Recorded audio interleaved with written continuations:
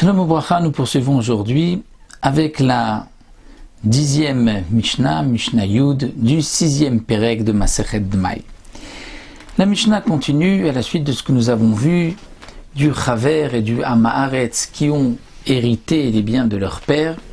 Ici la Mishnah nous parle d'un Ger Venochi. Nous avons un non-juif qui s'est converti, le Ger, et il a un frère qui lui est resté non-juif, chez Yarshu et Aviem Nochi, qui ont hérité leur père qui était non-juif. Dans l'héritage, il y a aussi de la Avodah Zara.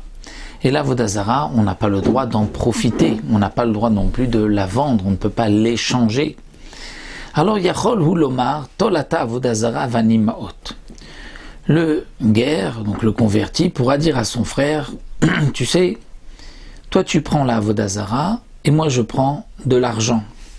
Ata yaïn, toi tu prends le vin, moi le vin m'est interdit, c'est yaïn nesser, vani perot, mais moi je prendrai des fruits.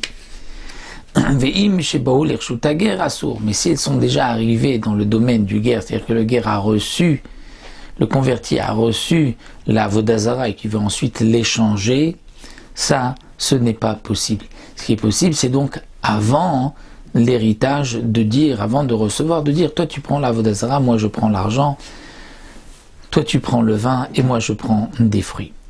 Alors, on a quand même une petite question, c'est que malgré tout, il échange la Avodah Zara contre de l'argent, il échange le yaïn nesser contre des fruits, alors que c'est interdit d'en tirer profit.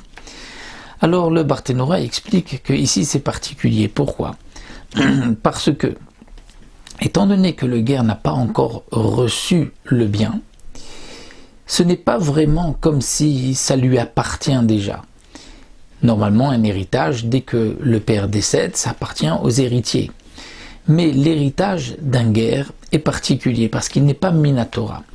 Normalement, un converti qui s'est converti, on dit c'est comme un enfant qui vient de naître.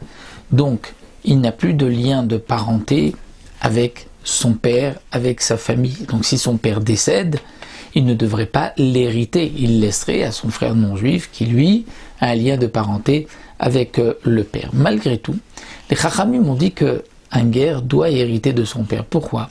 Parce que si quelqu'un se convertit et qu'ensuite son père décède et qu'il a laissé une fortune, le guerre va ensuite peut-être regretter, va dire, alors si j'étais resté non-juif, j'aurais pu avoir beaucoup d'argent, maintenant que je me suis converti, je vais tout perdre. Alors donc les Chachamim ont institué un héritage qui est midérabanan, c'est-à-dire que au décès du père, normalement, donc d'après la Torah, l'argent n'appartient pas au converti, il appartient à son frère. Malgré tout, donc il y a cette possibilité d'héritage. Et donc c'est pour cela qu'il pourra, juste avant, dire à son frère, toi tu gardes la Avodah Zara, toi tu gardes le vin. Alors que pour le Chaver et le Hamaharetz de la Mishnah précédente, où nous avons vu que l'héritage du père était donc même avant qu'il l'ait reçu dans sa main.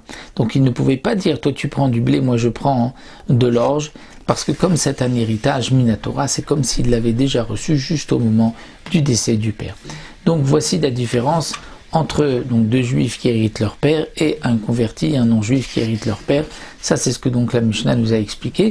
Donc malgré tout, pour le converti, on fait cette différence. C'est que si il a déjà reçu le vin, là il ne pourra pas ensuite l'échanger parce que c'est un véritable échange. Et donc cet échange est interdit puisque c'est Assour Béhana.